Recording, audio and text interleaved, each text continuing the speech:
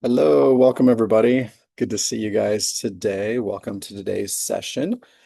My name is Jeremy. I'm with Made Management. I'm the owner operator of the Worldwide Talent Management Company. And I am excited to bring you guys a special guest on today who's going to talk to us about modeling and modeling techniques and everything that we need to know to get signed to a modeling representative, whether it be a manager or an agent.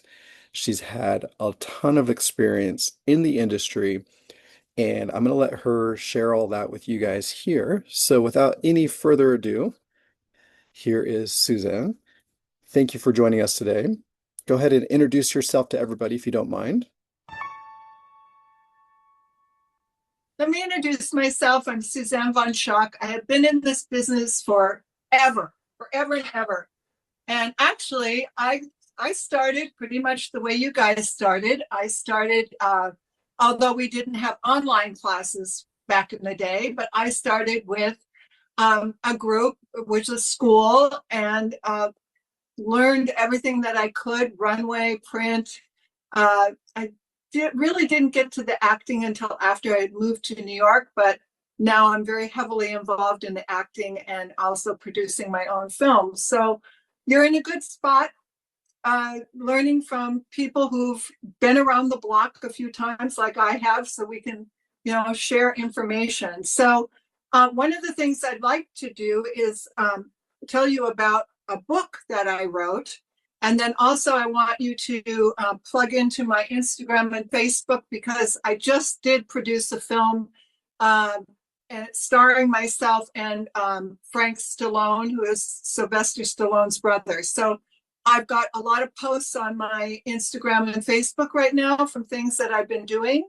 So I want you to check it out. So first of all, this is my book called Modeling Success. You have the question, I have the answer. Of course, you're going to ask me a lot of questions at the end, and that's pretty much what my book is based on. All the questions that everybody's asked me over the years. And then it kind of unravels and tells the story. But this is available on Amazon. It is a bestseller. It's still, it's been out for a couple of years, but it's still in the top 100 in fashion models. So it's doing very, very well. So all you have to do is punch in modeling success, and it's got a wealth of information. When I was starting, I came from a little small farm town in Wisconsin, and there was nothing to give me a format of what I should do or where I should go. All I did was I had a dream. I had a dream and I wanted to do it. And I actually did it by moving out of Wisconsin and going to Florida, and from Florida to New York. And then Givenchy discovered me. And then I went to Paris and Milan.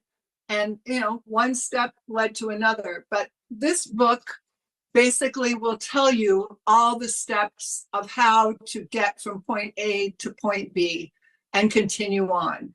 All right. So that's one thing I wanted to share with you.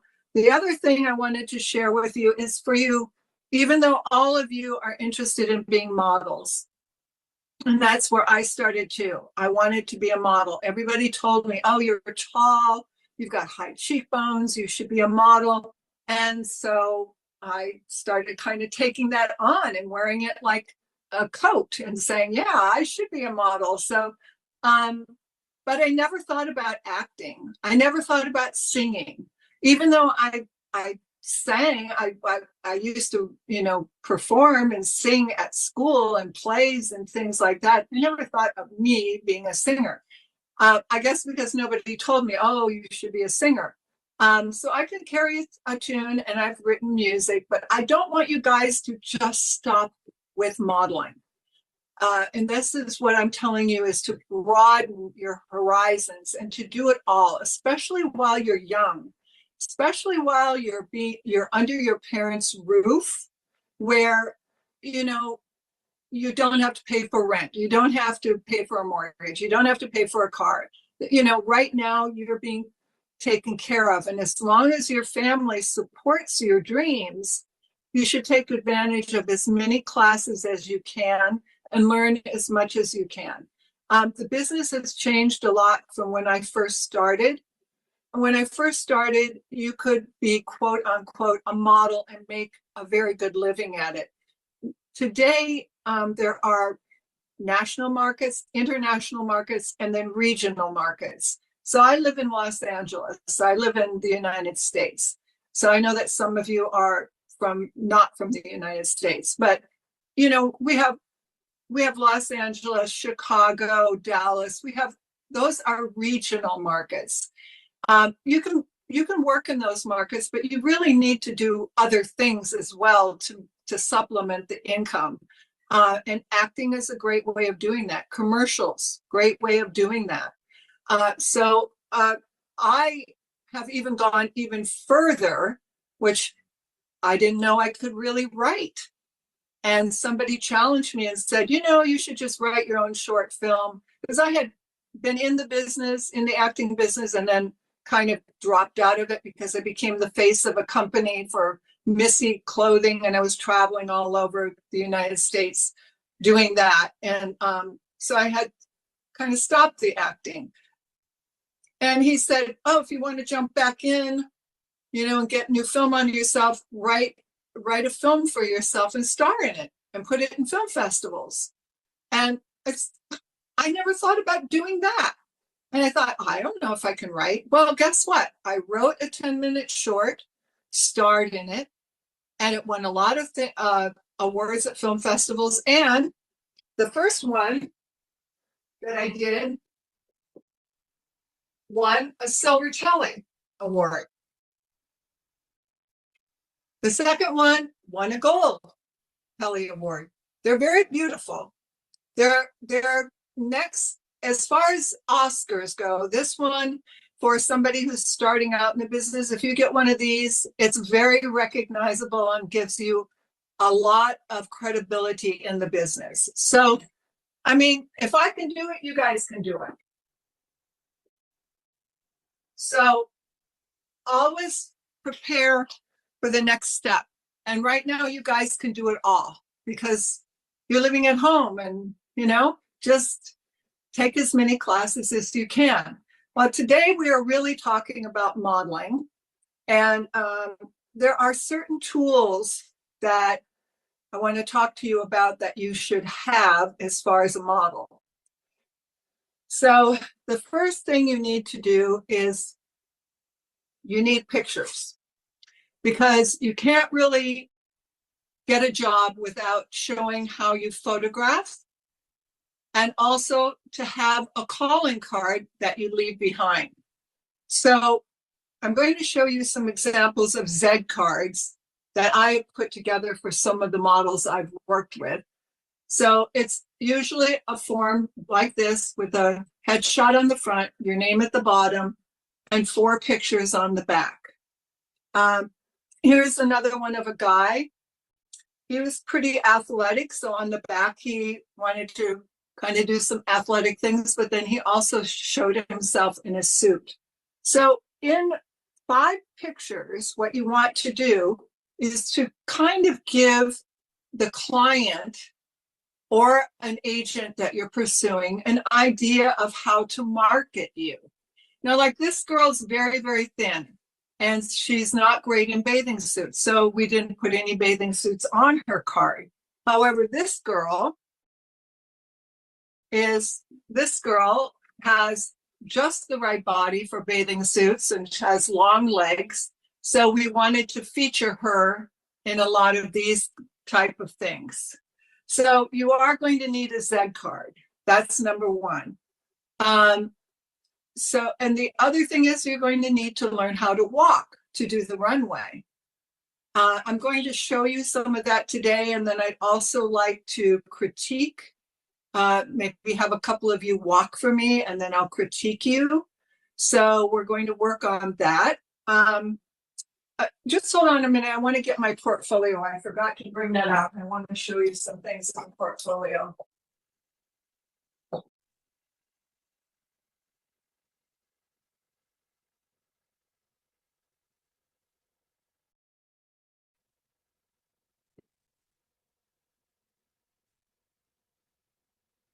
Do any of you have a portfolio? Do any of you have a portfolio? Do any of you have any of you taken pictures yet?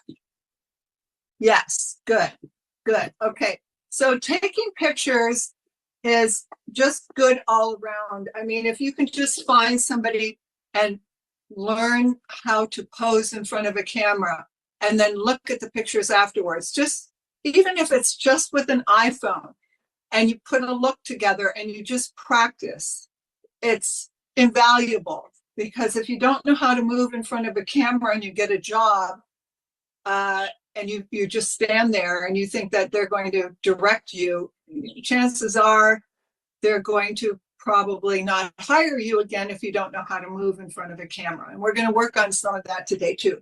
So this is called a portfolio. It's a black book, and in it are acetate sheets.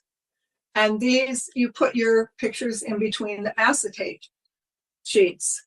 And so there are different types of modeling. There's anything to do with fashion. This is earrings, anything to do with anything, props, like clothing, and then earrings, jewelry, that's all fashion. This one is commercial print. It's commercial print because we're not advertising clothing, we're advertising the mall. So it's like two people who are props. We're shopping, we look like we're shopping. That's commercial print. So there's different types of print. This is a test shot, this one right here. And a test shot is something that you take for your portfolio to kind of just show people how you photograph. And that's what you guys would have a lot of in the beginning. And then as you work, maybe you'll get a cover of a magazine like that. These are catalog shots. And that's another type of modeling. Catalog shots are, it's pictures of clothing that people design and then they put it into a catalog and to sell. So a lot of the magazines that maybe your parents get in the mail, with pictures, and then you can order the clothing from it, that's catalog modeling. That is very lucrative. So there's fashion modeling, which would be editorial in magazines. Okay. And then there's the catalog. Catalog modeling pays very well. Editorial doesn't pay very much. Editorial is very prestigious, but it doesn't pay much. This was editorial, and it was in a magazine. And these are called tear sheets. They're called tear sheets because you tear them out of the magazine and you put the work in your book. The more that you can show that you've done work, the better off it makes clients feel very comfortable. These were test shots. Just I had done my hair differently and curled it, and I wanted to show what it looked like curled. Now this is a classic. This one right here is classic commercial print because they made me look like a little German girl, if you could see. And we're really advertising the bratwurst. So I'm a prop to what we're selling. Whenever you're a prop to what you're selling, it's commercial print. Like if you're on a telephone and you're selling the telephone, your hands and your ear and everything else are props to the phone because that's what you're selling. That's commercial print. If you see people in a pool and they're bouncing a ball around and they're selling the above ground pool, that's commercial print because you're a prop to what you're selling. So that's the way to think about that.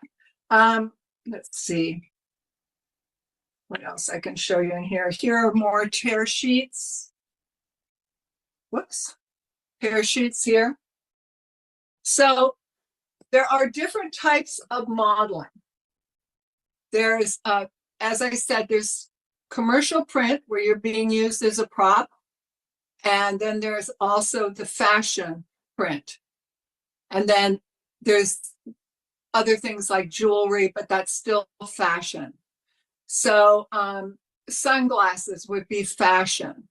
The first look in my book here, I did it with a hat because I used to do a ton of hat modeling, ton of it. And I wanted people to see that I look good in hats. Some people look good in hats, some don't. I have a very long face, but when you put a hat on, it chops the face and it looks good. If you have a round face, some hats look good on you and some don't.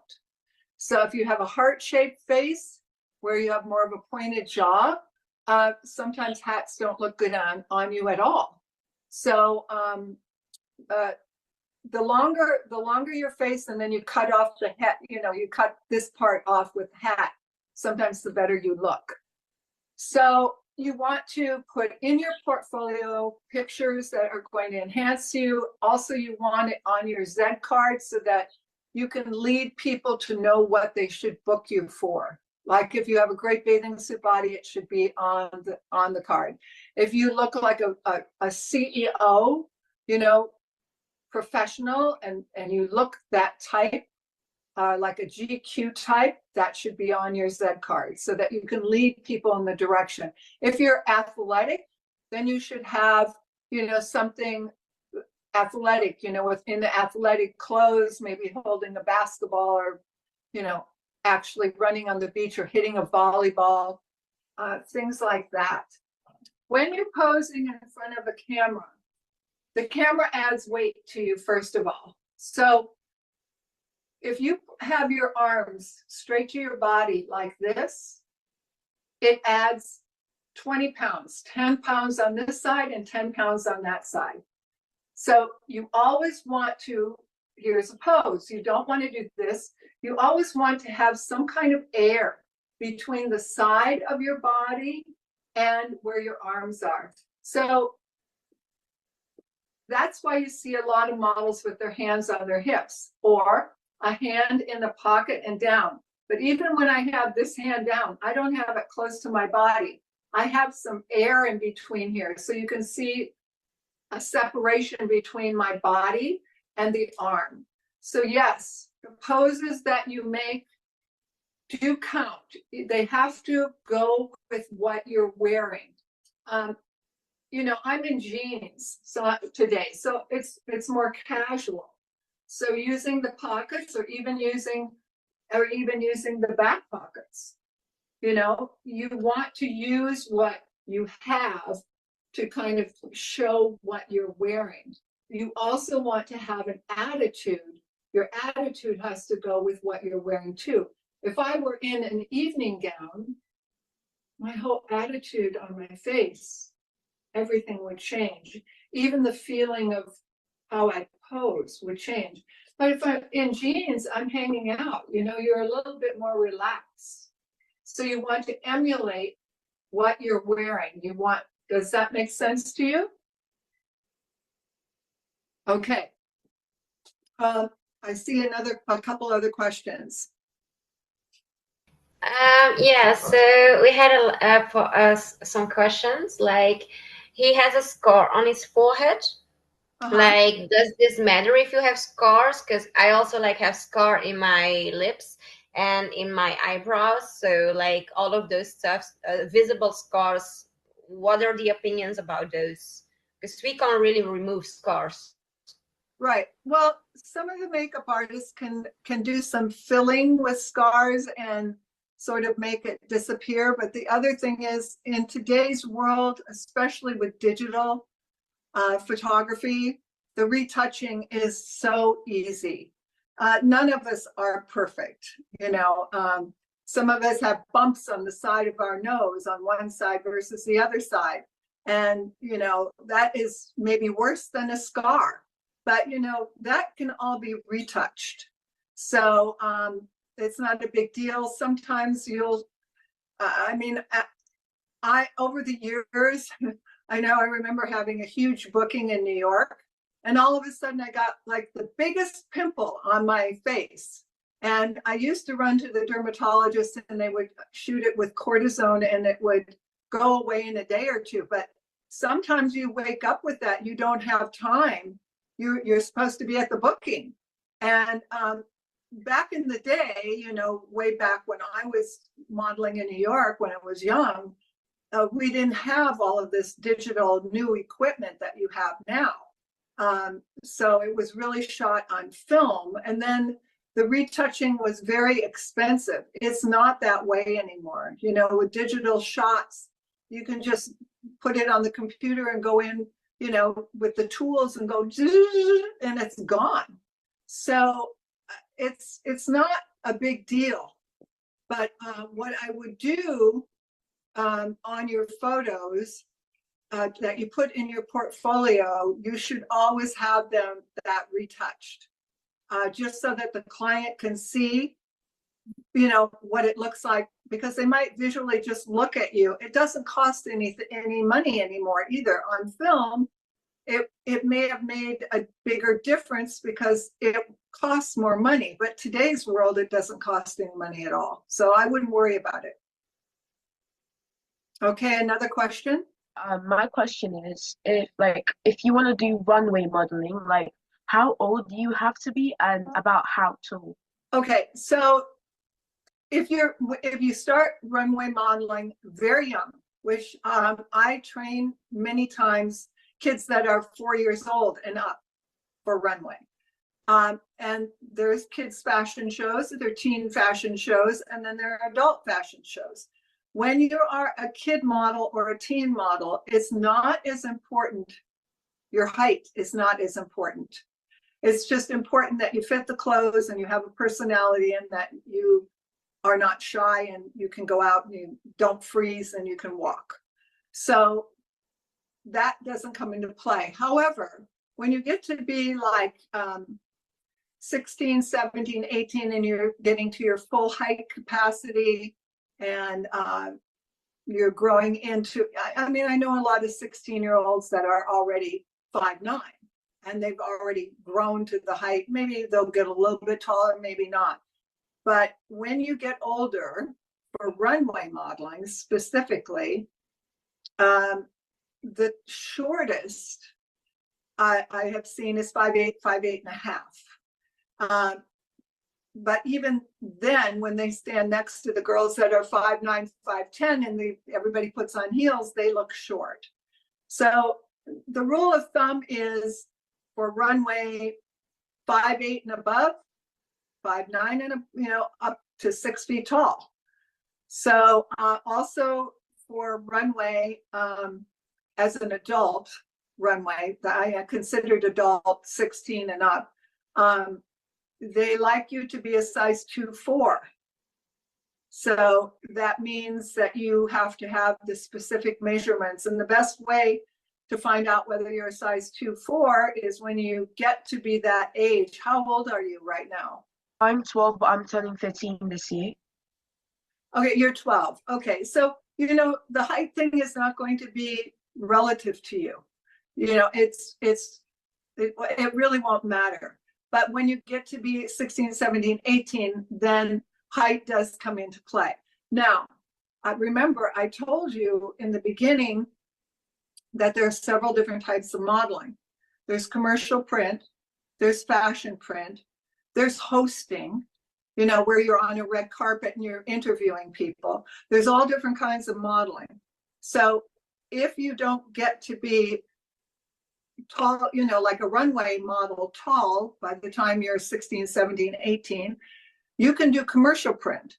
So the other thing you can do is catalog, because or store, working for store modeling, like Macy's, Nordstrom, some of the big box stores, they do their own fashion shows and they just take the clothing from off the rack.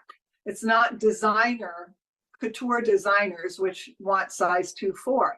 So then you can be, any size, because they also use plus sizes in the stores.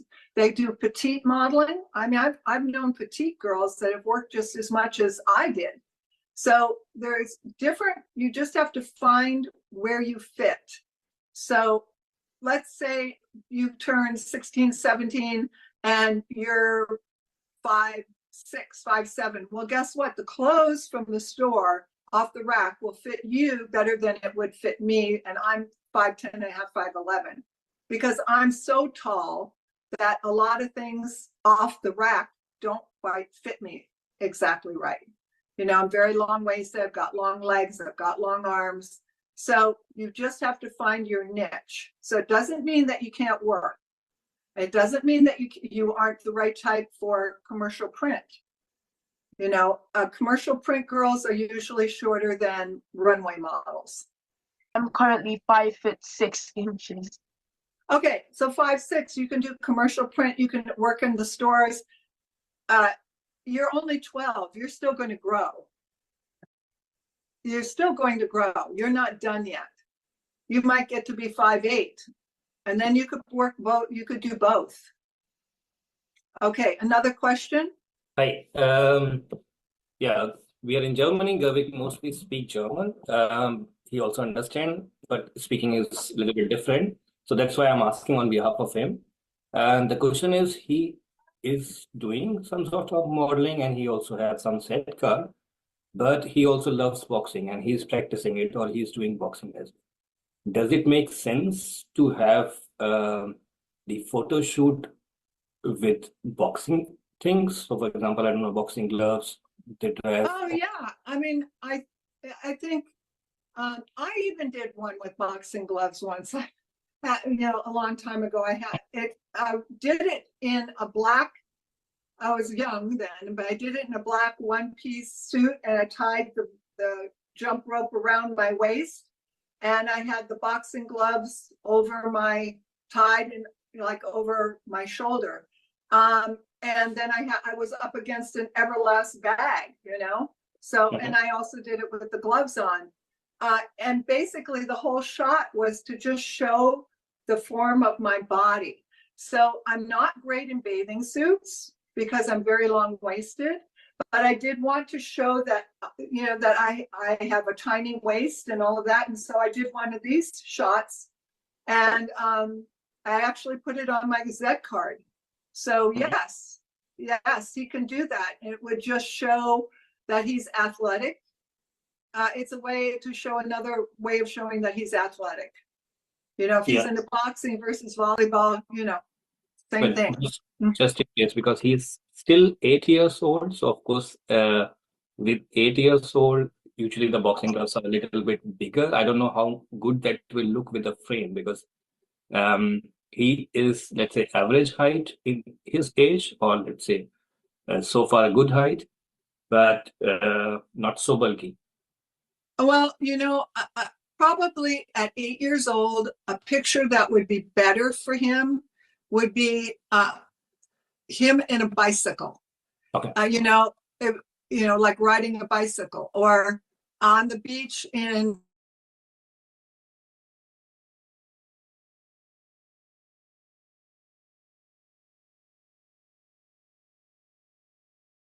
more likely to get booked for a job like that for swimwear or something than boxing, right? Yeah. So you got to think to your marketing too. That would be a very small market to do the boxing. And when I did it, it was more about showing body. For him, we want to show him, you know, maybe on a skateboard, doing things that boys do. Yeah. Because you know, basically when they do skateboard shots, let me just show you. It's a commercial print type of thing where they're selling the skateboard. I did one of these a long time ago. And they have you get like this. Like, you know, there's no skateboard there, but they have you do these poses like that, right? Okay. And then what they do is after they get the shot, they superimpose the skateboard under your feet. So the skateboard is never there, but they just cut out your picture and they put the skateboard underneath. He could be, you know, just with one foot on a skateboard and like going to do like this and looking off, looking behind himself. And that would be a great shot. How can I find like a really good agent that's able to like offer me good jobs such as runway and like fashion modeling? Okay, so that's one of the things I have in my book. How do you get an agent? So first of all, you're going to have some pictures. You can't just go in with nothing, because the camera, when when the camera and the light, when the light hits you, you know, they always say, oh, high cheekbones are great. The reason why high cheekbones are great is because the light hits and bounces off your bones. That's what makes people photogenic. Now, getting a compliment about, oh, you're so photogenic is really a sideways compliment, because what it means is you look better in pictures than you do in real life. That's what it means. You're photogenic, you look good in pictures, but in real life, yeah. So it's all about bone structure. You know, if you have a weak jaw, it's just not going to read well into the neck area. If you have really deep pockets here and no bones up here, you know, the bone up here reflects, the bone here reflects, the bone here reflects, and then everything else starts contouring. And that's, makeup helps a lot, but you have to show those pictures, because just looking at you in an office and seeing you is not going to tell the story for somebody who's going to hire you as a model or take you on and represent you. So this is a representation business for acting and modeling. You must be represented to really get a job. Why? Agents get the breakdowns. They are the only ones, if they're licensed, they can order the breakdowns. You and I cannot get breakdowns. What are breakdowns? Breakdowns are from casting directors about jobs. We need a girl who is, I'm going to guess, 5'7", long dark hair, looks like she could be several different nationalities. So she's very marketable, brown eyes, right? Size, I don't know, whatever size you are, that would fit you. And then the agent would submit you, and then from there they'd submit your picture electronically from the computer, and then from there the casting director would decide who they want to call in and see. So you do, number one, you need pictures. You need something to go into an agent. A lot of agents today will only take submissions online. In some ways, technology is wonderful. In some ways, I think it's ruined the business. I mean, back in the day when I started, we didn't have all this technology. So you could go knock on doors and, you know, and have your agent make appointments for you, and you could get in to see the clients. And then you got to use your personality and connect with somebody and leave a good first impression. Now your pictures are the most important thing. It's going to be the most important thing that's going to get you an agent if you have to submit it online, which most of them, that's what they ask for. And it's going to be the most important thing that's when you do get an agent, so that you can get the casting director to call you in for an audition. So everything is done electronically today. So how do you get an agent? One, wherever you live. Where do you live? I live in the UK. The UK. Okay. So wherever you live in the UK, you need to go online and see the agents that are there, right? And then you need to find out whether they have something called open calls. Open calls, a lot of the agents do them once a month or once every other month. Go to the open call. Do not go to the open call until you have a portfolio or an iPad. An iPad, you can load your pictures up onto an iPad, and they can just go like this and look at them that way. And that way you don't have to pay for the expensive prints for the book. But eventually you will need a portfolio. But an iPad is fine for starting out. But you have to go in with at least 6 to 8 good pictures, a beginning.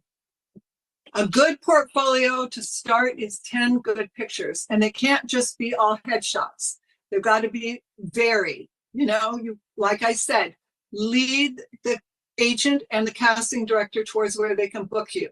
Are you sophisticated, high,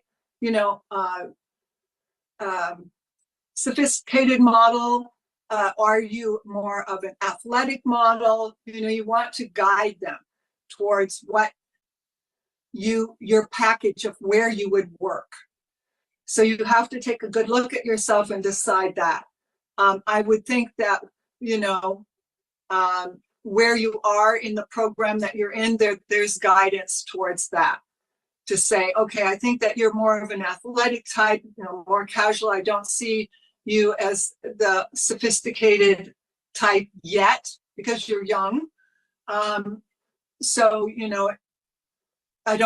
you have to decide whether you are a bathing suit model or not a bathing suit model. All of these things. So open calls. First, Google, find out all the agents, read about them. Then after you Google, you need to find out if they do open calls. If they do open calls, then as long as you're prepared with some pictures, go to the open calls and meet with them and then see what happens. But technology has kind of ruined the deal of really being able to just show up and knock on doors. It just doesn't happen that way anymore. Okay. So what I want to do now, and I will do some more question and answers later, but I don't want to run out of time and not be able to give you some really good tips on Runway. So I have to turn the seat down. Okay, so I'm going to show you a runway walk and talk to you about the important points of doing a runway. So always when you begin, you want to present yourself. You don't want to just stand there like this and then they say walk for me and then you start. First of all, you want to be lifted through the rib cage. You want to take these shoulder blades and pull them back, pull them together, which will put your shoulders in place. Okay, so do you see the difference between this and this? All right, I'm not saying just pull your shoulders back. I'm saying pull your shoulder blades back there together, which will make everything go in place. Now, when you begin, you should begin in some kind of a pose, and this is called an open stance. So a hand either in the pocket or on the hip. For the guys, I suggest a hand in the pocket. For the girls, I suggest a hand on the hip. Elbow should not be forward, it's pulled back. Okay, and this hand is down, it's not close to the body. I already explained that. You need some air in between. Then you walk. When you walk, one foot goes in front of the other, and then you do the same pose at the bottom. So in real time, because I just kind of did it slow motion, in real time, you want to walk, and pose. Now, at the bottom of the runway, this is the most important place for you as a model to get booked again. And the reason is because you have something called Getty images. I don't know what they're called overseas, but here in the United States, it's the main photographer who, when they send everything out across all platforms, it has like Getty images written at the bottom, across the body. And it's important because you know that it's going across all social media and out to every media platform that there is.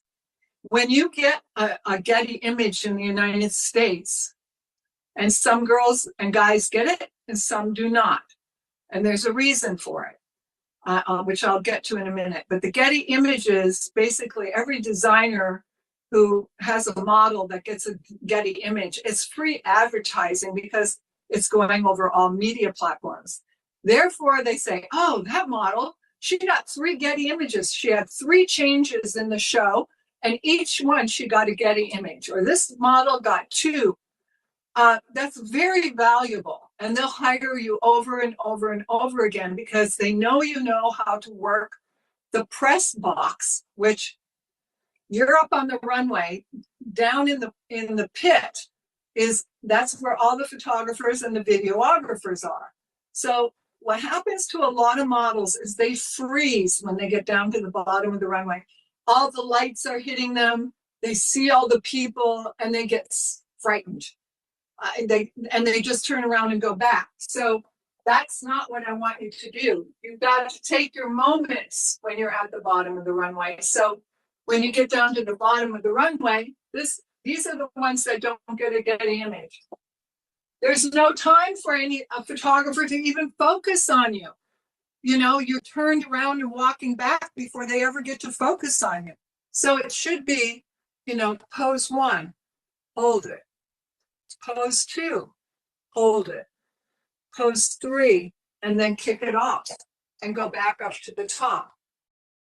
Okay, so very important what you do at the bottom of the runway. Now there are other things that you can do at the bottom of the runway other than what I just did. I mean, you can step out, you can turn back. There are a lot of different things, but there's not enough time for me to teach you all of this, which remind me at the end so I can give you, if you want to take classes, that I can actually give you my information so that we can do that. So really, when you get to the bottom of the runway, even if you only do one pose, make sure you hold it. And it's as if you're posing in a photo studio. When you get to the bottom of the runway, it's like you're posing in a photo studio and getting your shot. Make sure your face is aligned with what you're wearing. I'm very casual today, so, you know, a smile would be nice. Flirting would be nice. If I were in a evening gown, and I'm going to just pretend like I'm in an evening gown, and I get to the bottom, I would be in a closed stance.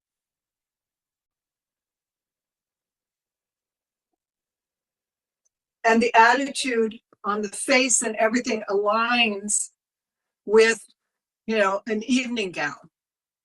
You know, if you're a guy, you know, and you've got muscles and you've got like a shorter shirt on, you might want to do something like this to kind of flex a little bit.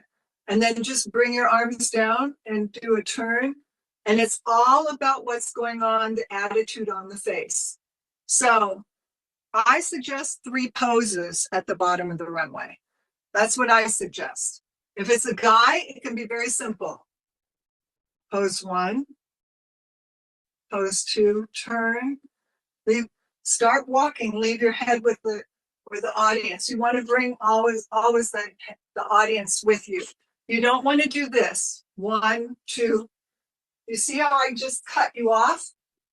But if I do 1, 2, I'm taking you with me. You see the difference? Same with the girls. Pose 1, pose 2. It's called a head delay. You're delaying your head. You're bringing the audience with you. Okay, does everybody get that? Does anybody have a question about that? I actually have 2 questions, if that's okay. The first one is tattoos. Are they an issue when it comes to modeling and stuff like that, or are they sometimes a niche kind of requirement? Tattoos? Yeah. Okay. You know, tattoos are accepted more on men than on women. I have seen designers who will say no tattoos, or they have to be covered. The problem with covering tattoos is that the makeup many times comes off on the clothes. And so designers will just say, that ruins my clothes, I don't want it. You know, it just depends on whether you're working with a couture designer or not. When it comes to bathing suits, sometimes, you know, some brands like that look because it's actually what's happening in our society. You know, it's something that's happening. So you're going to hit and miss with tattoos. Some people won't care. Other people will just say no, none at all. Girls, I suggest you do not get tattoos anywhere that it would show. You know, couture, if you go to Paris and Milan and you're working for high-end designers, they're not going to want tattoos, being in an evening gown and showing tattoos all over your shoulders and your hands, and they just don't want it. So it depends on how far you want to go with your career. And the truth is, if you want to be a top model, internationally, you have to work the international markets. If you live in the United States, you have to work Paris, Milan, London.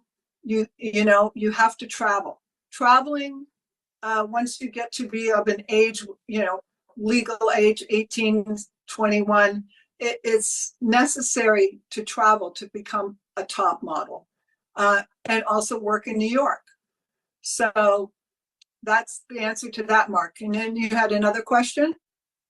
Yeah, I suppose the other one is about smiling. You mentioned smiles or flirtatious kind of Oh, gestures. yes. Okay. So How this do will you be how for, do you perfect your smile without looking like you're chewing a wasp? okay. Yeah, that's a good question. Okay. So here's a trick. Okay. So many times when people go to smile, and they want it to be happy, and your nerves are getting at you a little bit because you're the center of attention. The best thing to do is to take your tongue and put it on, like, not the roof of your mouth, but right under the front teeth, like there, Oh, and okay. smile. It makes your smile look real instead of like this. You know Yeah. how some It's very people, you fake. say smile, goes fake. Just put Yeah. your tongue, you can even put it on the roof of your mouth, it's almost better, Okay, and thanks. smile. It opens your face up, and it also stops your lips from quivering. Sometimes that happens when you're nervous. Okay. So that's a little trick. Now, when I said for you, there, look at those beautiful smiles with everybody trying.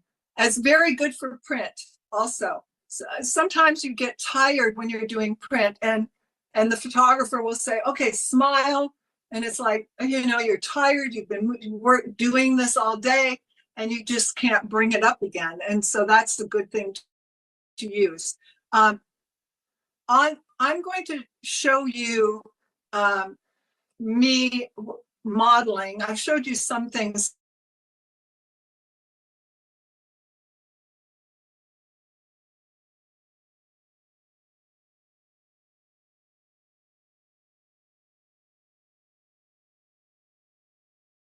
The attention on the clothes. Some designers want no hip movement because they want just everything on the clothes. That's more European than it is American. That's done more in Europe than it is in the United States. However, the way to bring yourself to life in front of a camera and on the runway is to have a word in your head. So this is the difference between, why are some models supermodels and some models are just, not known, never become known. The supermodels know these tricks, and it makes you jump off the page. Modeling is a very difficult job because you can't speak. You can't clap your hands. You can't, all these things that you can do as an actor, moving around and expressing yourself and doing, you can't, and use your voice and your body. The only thing you can do, you use your body in modeling to stop, start, and move inside the clothing. And you can use your face for attitude, but you can't do all, it's very difficult to become a top model because you're so limited in the things that you can do. So I'm going to show you, I'm going to put a word in my head, and then first I'm going to walk with no word in my head, and then I'm going to do it with a word in my head. And you're going to see the difference on my face And when you have a word in your head, your body also moves differently. So here's with no word in my head.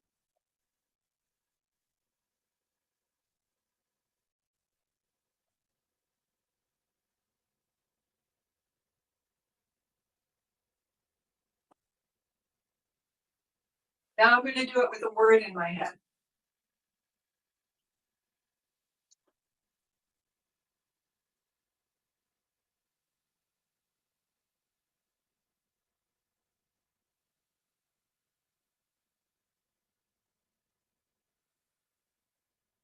Did you see the difference? The eyes light up. There's a lift in the face. There's a different movement in the body. So I was flirting. Flirting is a really good one to use because it, everybody understands it. Everybody understands. Guys understand how to flirt with a girl. Girls understand how to flirt with a boy. And basically, you put that in your head, and all of a sudden, you're alive, and your body moves differently. So you can put sophistication in there. You can put happy. You can put sexy. You can put macho for a guy, macho for a guy. Let me do a guide, a macho guy.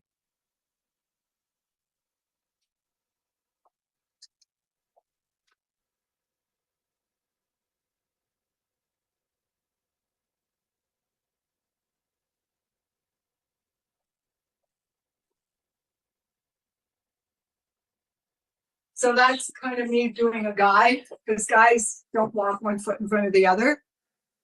So the word in your head is really good. The smile, tongue at the roof of your mouth, right? Another little trick. Getty images. I'm just reviewing now. At least 2 poses, if not 3 at the bottom, and and they're minor. They're not this and this. It's the same with print. Everything is minor. It's minor changes along with the attitude. It's shifts of weight. Okay. All right. I'll take one more question, and then I want to go into some things about print. Yes, for the face structures for people, there's diversity in different kind of ethnic people coming in for modeling. So when you're getting your portfolio done, how important is it for wannabe models to get their hair straight, colored their hair, or is that doable? Yes, there's varied ethnicities. Okay. What you want to do is not try to go against who you are. If you have wavy hair, right, go with the wavy hair. If it's easy to straighten, you might want to try to straighten it or just pull it back. But don't go against what makes you unique. Everybody has something unique about them. We're all different. Don't go against your ethnicity, go with it. Black girls who have a lot of hair, they go with it. And it's to try to straighten it is just put a wig on. I mean, for those girls, because when it's beautiful and it's full like that, that makes them unique, and that's their unique look. Like this girl, right? She has huge hair, and her hair gets her work. I've seen her try to straighten it and be something she isn't, and it just doesn't work. Right? They go to somebody else if they need that. But when they want you, they want you. I do recommend, if you do not know how to do your own makeup or your own hair, that you have somebody there who can do it for you. But usually, you know how to work with your own hair. But makeup is a little bit different story. If you don't know how to do your makeup, you should be going to Macy's and sitting down and have somebody, how they do your makeup on, and then they try to sell you products. just go and let them do it and watch what they're doing. Sephora does this too, where you can sit. It doesn't cost you any money unless you buy something, and just see what they do. Tell them you're going to go to the prom and you want to see how they do your makeup or something. And learn what colors they're doing, right? Because I don't see any of you young girls with big red lips. You know, you need to be more natural. Okay, does that answer your question? Yes, and a quick question: is there an age limit for adult modeling for runway? There really isn't. Like I was saying, I've trained little ones at 4 years old, all the way on up. There are teen shows. You have to look for, you know, where they're being done, but there's back to school fashion shows. So there really isn't an age limit. The sooner you start and the more experience you get, the better off you're going to be when you get to be legal age, where you can start traveling. And, you know, you don't want your first fashion show to be when you're 18. It should have happened before. I mean, for me, it didn't, but because I came from this little farm town, I mean, my whole life was about cows and pigs and horses, right? When I was growing up. So there wasn't any outlet for me to learn runway until I was like, I think I was 19 or 20 or 21 even. So I had a kind of a late start, but you guys are in this now and you're in the program. You should be looking for opportunities, even if they don't pay. You know, just you're going to learn. And why should somebody pay you if you've never done it before? Maybe you should just do it for free. And then eventually, you know, people will hire you, but you need to get some experience. So do it for free in the beginning if you have to. Okay, so let me just check time here. All right, so I want to cover a little bit about print, and then I'll stop and I'll just do question answers, okay? And then I'll give you my information as well. So this is something all of you could do. I don't know if you all had space to walk, but this is something that you all can do right where you are. So I'm going to talk about it first, then I'll have everybody stand up and do it. So for print, a lot of people, when they do print and they're new at it, they think you've got to keep moving every single time the camera clicks and there's a flash. They think you've got to keep moving, okay? And that's not true. First of all, there's usually a mark that the photographer wants you to stand on. That mark is there for a purpose. It's so that you don't go out of focus. So if all of you will just go like this right now and look at me, make it like you're a camera. Just do this. Okay, let me see everybody do that. Okay, now I'm on my mark, and if I pose, all of you should be able to see me. But if I go off my mark and go over here, you can't see me unless you follow with your like this. And if I'm on my mark and I do this, my hands are going to be cut off. So you want to stay on your mark, and there's usually a place the photographer will mark it on the seamless paper or on a floor with a little piece of tape. So now you're on your mark, and I want you to pretend that around your feet is a clock, okay? A big clock. So right now, can everybody see me full length? Let me just put this down a little bit so you can maybe see me better.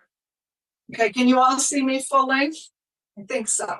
So let's just say that both my feet right now are pointed at 12 o'clock, and I have like a clock around me.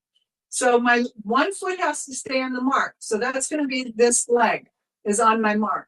So my other foot is able to go to 1 o'clock, 3 o'clock, 6 o'clock, which makes me do a weight change. So now my back foot is at 6 o'clock and the front foot is at 12 o'clock. And you don't want to have your knee locked. You always want to bend it a little bit. Then it's about the upper part of your body. What do you do with your hands? I suggest, let's everybody pretend they have a pocket. So the first pose will be, and just the other hand down, 1 o'clock, 3 o'clock, 6 o'clock. Now I just did 3 poses without going crazy. And I would, even at 1 o'clock, I would start changing my face. I wouldn't even move. 1 o'clock, and the photographer says, stay with that. So then you smile. You do a 3/4 shot with the chin down, smile. Maybe now you're going to cross your arms, smile. Now I just did either 3 or 4 shots. So I want everybody to do this with me. And you're not going to do any big movement. You're only going to have your foot at 1 o'clock and bend your knee. So we start with one hand in the pocket, 1 foot on the mark, and we take the 1 foot and put it at 1 o'clock. Okay, so we're here. Look straight ahead, put your tongue at the roof of your mouth and smile. So here, it's 1. Turn your head, look down a little bit, but look at the camera, smile. That's 2. Cross your arms, smile. That's 3. Bring your head straight on again, smile. That's 4. Now I want you to step back all the way behind your foot at 6 o'clock, and you do the same thing. Smile. Turn your head, smile. Cross your arms, smile. Bring your head forward, smile. You just did 10 shots, okay? Every one of those shots should be good because you're not doing this. And nothing is sinking. Your face, your arms, and your feet all have to sink. So you get into one spot and then start working your head and then eventually work your arms. I mean, there are other things you could do with your arms too. You can also do these things. So it's going to take practice, and I want you to work in front of a mirror. And when you put your hand on your hip, don't do this. Don't make this, the wrist needs to be broken and the elbow needs to be back. Not this. Break the wrist and back. Okay? So, and we only worked with a smile. You know, we can work with other things like being tough or being sophisticated, you know, all the different looks. But I don't suggest, you know, you moving everywhere, you know, trying to constantly be moving and think you're going to get a shot, because the idea when you shoot with a photographer is to make every single photo count. Okay, so that you have, and they're minor changes, so that you have a lot of choices instead of just hoping that you get one. Okay, so let's do it again together. All right, one leg on the mark. Girls, you can either put your hand on your hip. I'm doing it in the pocket here. The other foot at 1 o'clock, pointing at 1 o'clock. The knee is bent, and how to bend the knee is to lift the heel off the floor and put the toe at 1 o'clock and just relax and but also be lifted. Your postures, you don't want to be like this. You want to be lifted. And then we're going to smile. We're going to put our tongue at the top of roof of our mouth. 1, 2, 3, 4.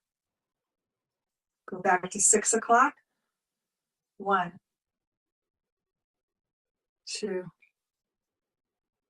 3, 4. Now you could turn if you had pockets and go 5, 6,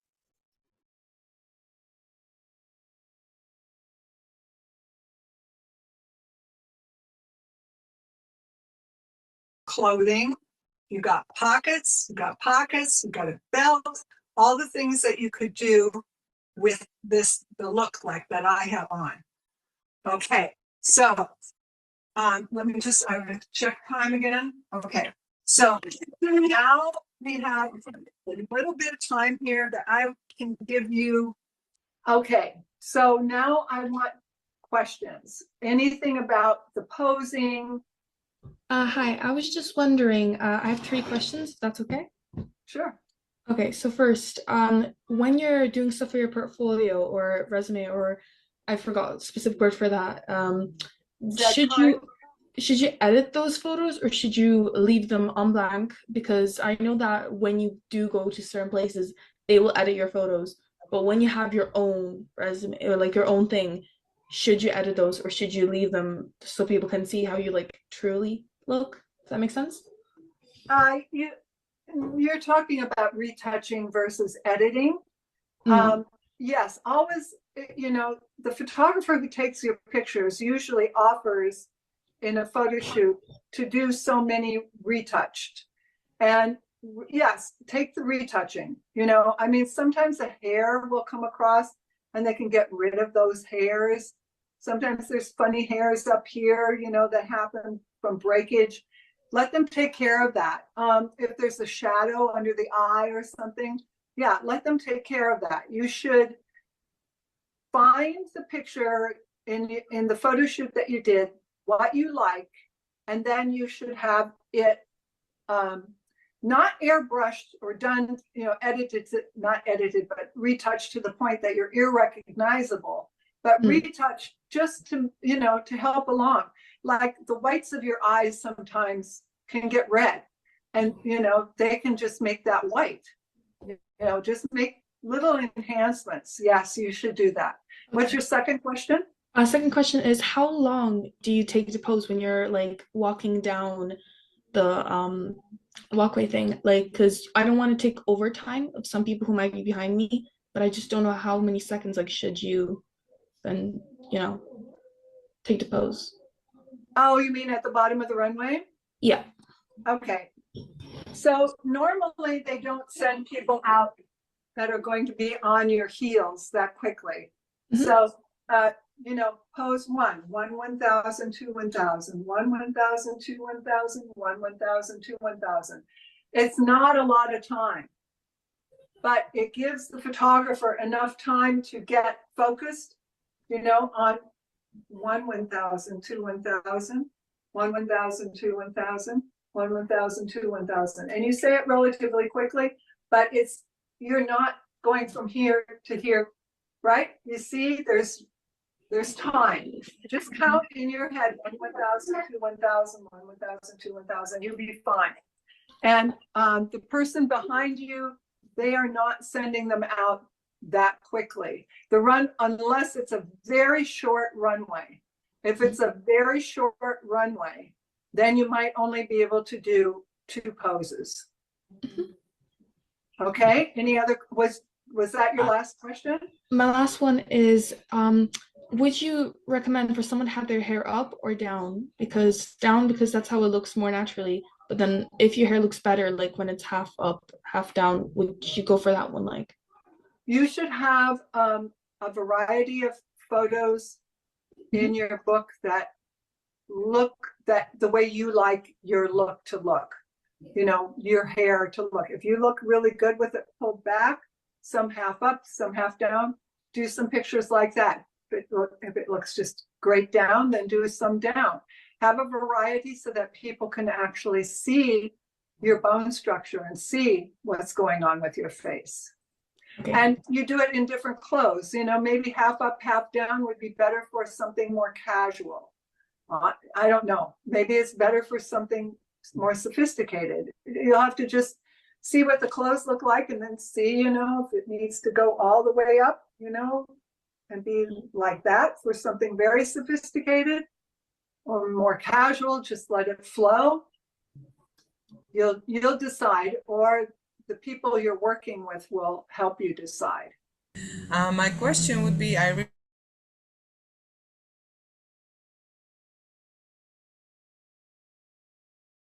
Which hand is on the hip? Sorry, hand is on the hip. Yeah. Good question. Yes. Okay. So, yes, it does make a difference. Okay. So let me just put this up a little bit more. All right. So when you're, let's see. Okay. No, I don't have my umbrella here. So when you're inside, you know how the umbrellas, we do have this umbrella. Let me just use this. Inside, there's usually an umbrella, right? And the light is inside the umbrella. I'm sure all of you have seen that. I'm just using a regular umbrella like it's raining outside. But you want to work towards the light. So if you got your left foot, I've got my left foot on the mark so that I can look to the right. And then I've got my right leg popped because I'm looking towards the light. Now, if it was on this side, I would probably do it the other way. This one would be on the mark and my other leg would be popped because I'd be looking towards the light this way. So when you get light from the photographer, you get light from the flash here, and then down on the bottom here is fill light. A fill light, kind of lights your feet and your legs, but this lights your face. So if you were to turn here, you're not getting any light. You just go in shadow. So you want to make sure you always work towards the light when you're in a studio. When you're not in a studio and you're outside, it's a totally different thing because then they use reflectors to bounce the light up onto your face. And it's more even outside light. Inside is all artificial, so they have to light the bottom, they have to light your face, and then you also have a light coming from the camera here. Sometimes you have a small fill light over here, but you want to work towards the big umbrella light. That's where you get it the most. So yes, angle of the body will make a difference because you want to work towards the light. Usually when you begin to walk and when you stand, everybody's pretty much, it's a right-handed world. I'm left-handed, so I had to learn how to always have my right foot forward when you pose in a closed stance. And a closed stance, you don't want to be like this, you want it to be closed. Like for bathing suits, for evening gowns, you use a closed stance. For more like jeans, palazzo pants, you use an open stance. Would you be so kind and just take one step back so I can see where your feet are at? Thank you so much. Sure. Thank Can you. you see now? Yeah, excellent. Okay, so this is a closed stance where, for bathing suits, you don't want to have your legs open. And for evening gowns, you want to be more sophisticated. If you have a slit in your evening gown, you might want to, put the leg out a little bit and turn the ankle. And for sporty things, this is an open stance. This is more for palazzo pants and jeans, shorts, things like that. Pencil skirts, you would be in a closed stance.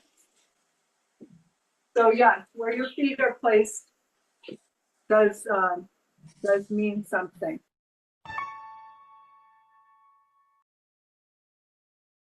All right. Thank you, Susan. Much appreciate your time today. Thank you for sharing all that great information with us. I hope you guys took down notes. We're going to actually cover questions now. I know that you guys joining me here live today, you might have a lot of questions about what she talked about or anything industry related. Let me know what questions you guys have, and we will open it up here for you. I'm excited. It's good to see you guys. I see some familiar faces and I see some new faces on here as well. So let's dive in and let's get started. I'm going to call on my first performer here for their first question. Let me just stop my recording though first.